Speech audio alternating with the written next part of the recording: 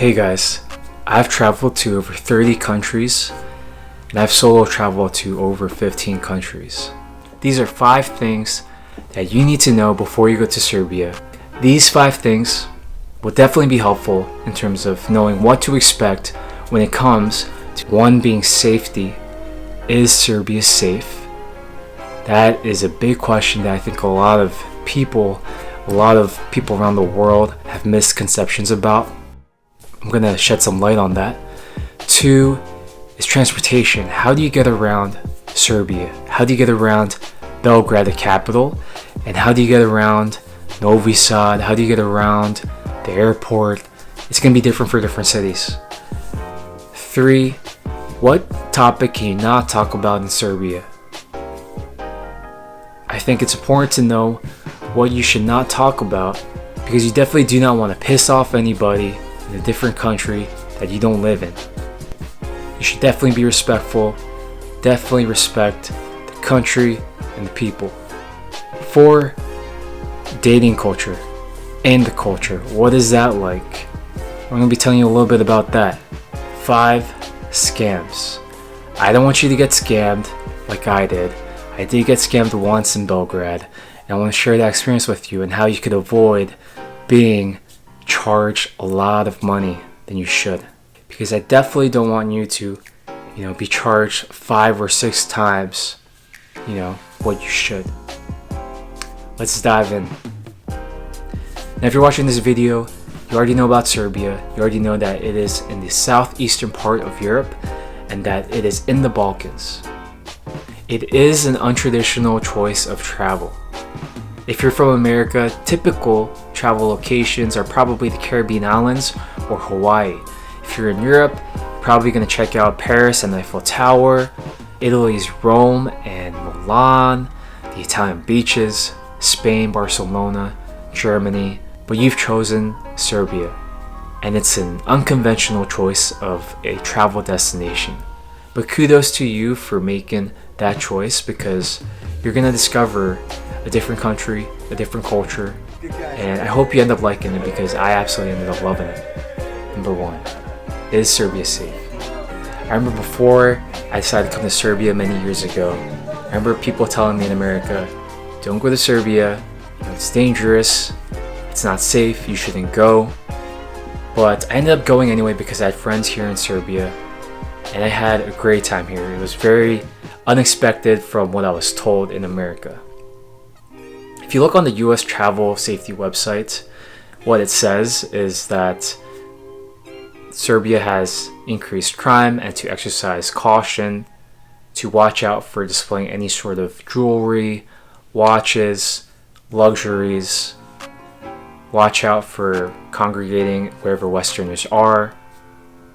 Well, I actually think that Serbia is safer than America.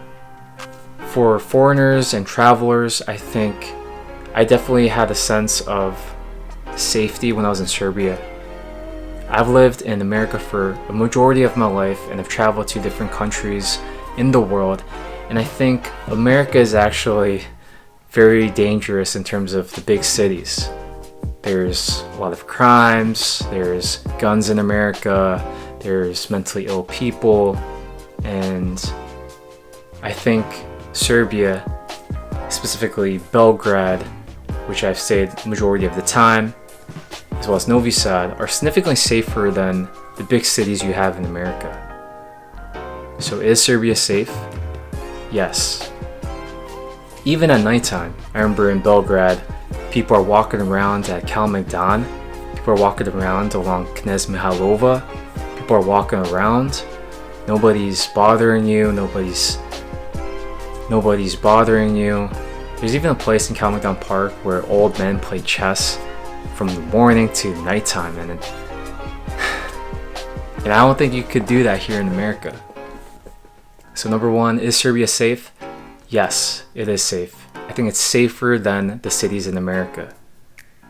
Of course, please exercise caution just wherever you travel around in the world, especially if you're a solo traveler. You don't want to do anything that is not common sense. Of note, in Serbia, there are migrants, people that are displaced in the country. You'll see them along the street sometimes. They might ask you for money. They might be little kids trying to sell you stuff or asking you for money. In the underground passageways, you will sometimes have migrants who are sleeping in a sleeping bag or mattress on the floor, but they're not bothering anybody. I think occasionally in the news they might cause some sort of minor trouble, but again, just please exercise common sense and you'll be okay. Number 2, transportation. How do you get around Serbia? Whenever I come to Serbia, I utilize Booking.com's taxi service to go from the airport to the accommodation that I'm staying at. No, this video is not funded by them. If you have reserved an accommodation in Serbia, usually that accommodation will have someone that they know who could take you from the airport to that accommodation.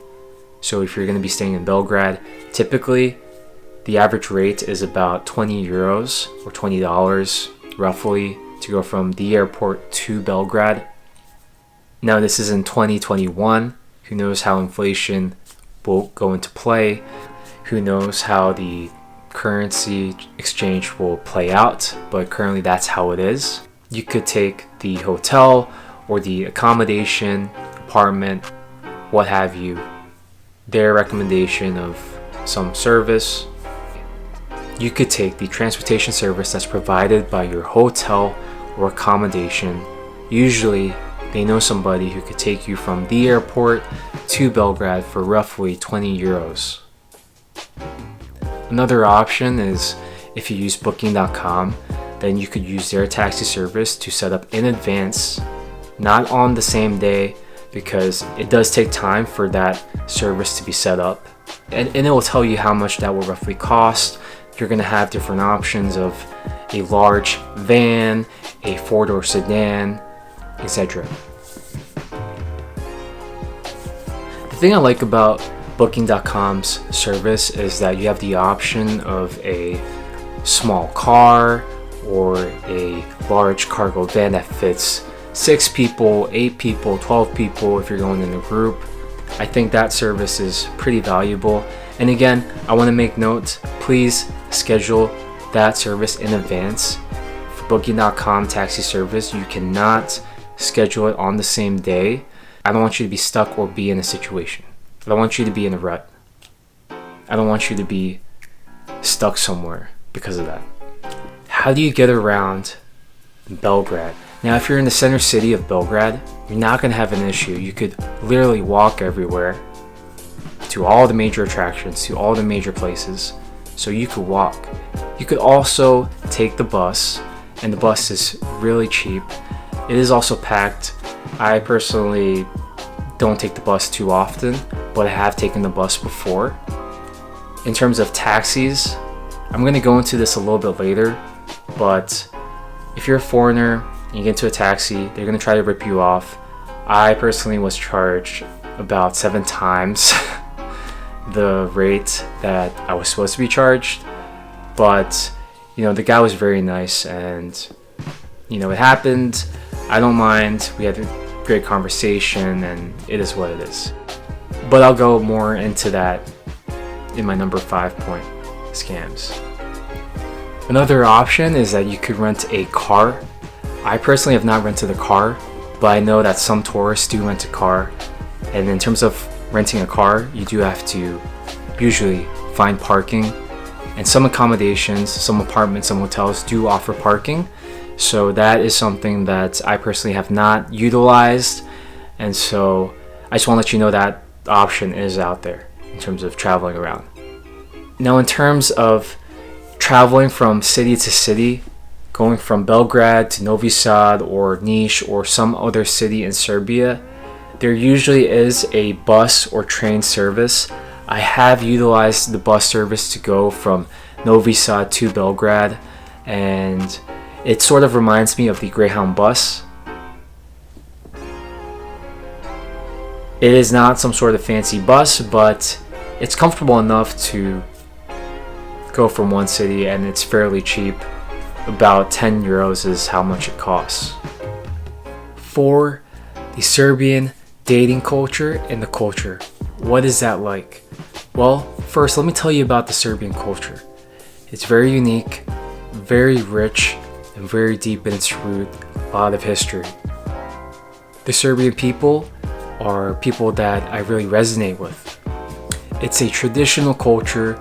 The religion in Serbia is Orthodox Christianity. So you will see a lot of churches, you will see saints, and different people celebrate different Savas, which is a saint holiday. So you have holidays named after different saints, and the people celebrate those holidays. The culture in Serbia is traditional. It is a different pace, and it is old school. Personally, I do love that traditional aspect. I think I'm more of a old school type of guy. I think I appreciate family, friends, community, and the traditional things in life. When it comes to the dating culture, let me tell you, America, Canada, Australia, and Western Europe, they're on a different pace.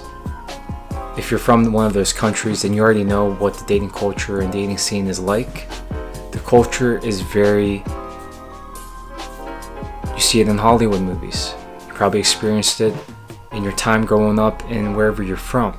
I want to tell you that the dating culture in Serbia is nothing like that. It involves time, it involves appreciation, it involves, I think, something beautiful. It involves investment and a relationship. That is something that I think is also beautiful about Serbia.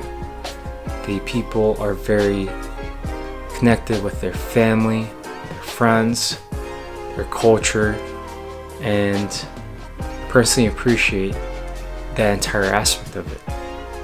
I know that the Serbian people could better put the culture into words than I can.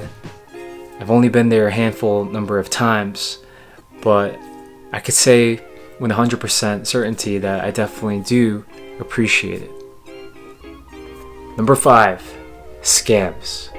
Now this is fairly short, but I'll let you know that I've been scammed once while I was in Serbia. Whenever I take a taxi in Belgrade, I make sure that I use this app called Belgradski Taxi. And what this app does is it brings a taxi to the location that you want, and it will take you to wherever you want to go. It usually has an estimate of how much that trip will cost on the app. And in terms of the reliability of the app, it's very reliable in Belgrade, the capital, only in Belgrade. Just FYI, if you go into Novi Sad or somewhere else, you're not going to have this app available. So Belgradski Taxi app. Now this doesn't mean that you could hop into any Belgradski taxi if you see it on the street, because that's exactly what I did. I took a Belgradski taxi from the app from where I was staying to Ušće shopping mall, which cost about 300 Serbian dinars, roughly $3. After I was done checking out Ušće shopping mall, I opened up the Belgradski app and I wasn't getting service to order a taxi. But luckily, or unluckily, I saw a Belgradski taxi that was hanging out right outside Ušće mall. So I hopped in, and he was a very smiley, very nice guy. And so I got in, and he knew I was a tourist, of course. So he was taking me to the place that I was staying at, and we were having a great conversation. He was very energetic, he was asking me a lot of questions, and next thing you know, on my 5 or 10 minute taxi ride, I look at the taxi meter, and it's literally 2,000 Serbian dinars already, which is roughly $20. So on my way there, it was about $3. On my way back, it was $20. I didn't know exactly what to do at the time. I mentioned, whoa, that is a lot higher than what it was on my way there. But his excuse was that at nighttime, there is a nighttime tariff. I didn't want to argue, and he was a very nice guy, very down to earth, so I just paid that much. Didn't mind, we had a good conversation, and I left. And then I asked some locals after that car ride, what do you do in that situation? Well, they said that I did get ripped off, and next time what I should do is, you take a picture of the taxi license plate, the ID of the driver, if they have something on the front, and you let them know that you're going to report them if they don't fix the rate. So that is one option that they recommended. Overall, in terms of scams in Belgrade, I don't think it's often. I don't think it's a common thing, but I just wanted to share this with you just in case this happens to you. Number 3. What is a topic that you should not talk about in Serbia? It's about Kosovo. Now, you might know about Kosovo, and you might not know about Kosovo. Well, let me tell you that it is an ongoing topic. It is currently still an issue. Long story short, there's a conflict between the Serbians as well as the ethnic Albanians in Kosovo. This led to the NATO bombing of 1999 Belgrade, as well as many other parts of Serbia. So this is fairly recent, 1999, just 20 years ago or so. So it is a touchy subject, one that is understandably, for me, I think, of course I love Korea, but I also do love the Serbian people. I hope that my experiences in Serbia will help you in your travel to Serbia and make it even more enjoyable. I hope that after you watch this video, it'll help you in terms of knowing what to expect, knowing how to navigate the transportation, the culture, what to talk about, what not to talk about, and so on. And on a little side note, let me just mention that if you do go to Serbia, you're going to meet some great people. You're going to meet some hospitable people, and they're also going to offer you to have this one drink called Lakia. Now, this Lakia is a souvenir. I don't drink, with exception to special occasions or with very good friends. But I want to mention that Lakia is essentially what Serbians have. Russians have their vodka, South America has their tequila, Koreans have their soju and makgeolli, and Serbia, they have their Lakia. Thank you for watching. I hope this video helps you in your travels. Please let this comment board be a place where you could exchange ideas with me and other people. If you have any experiences in the things that I mentioned, then please comment below so that other people who are traveling to Serbia can also learn about your knowledge.